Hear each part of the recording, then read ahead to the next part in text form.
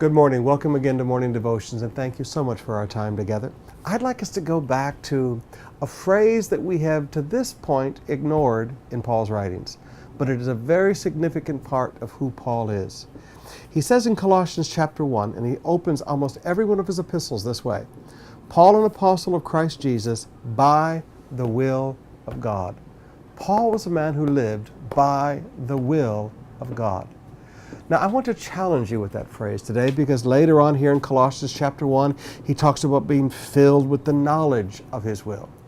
If you and I are going to have any endurance, if you and I are going to have any stick-to-itiveness in what we're doing to reach our goals, to fulfill our destinies, to fulfill our purposes, to be a connect group leader, to sing in the choir, to help with kids' church, to evangelize, to whatever it is that God has told us to do, if we are going to have any endurance in that, we're going to have to know that we're doing this because it is the will of God. Now, I really want to challenge you today. Why are you doing what you're doing?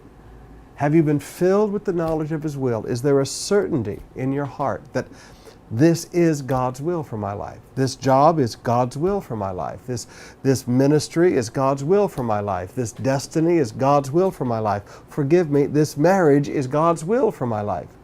If you do not have a certainty of by the will of God, then you really should ask yourself why you're doing it. I watch many people in life today that start on things and then quit, that start to run the race and then give up, that begin something never to complete it, because they're not certain about the will of God. I would challenge you today, before you start something, get filled with the knowledge of His will.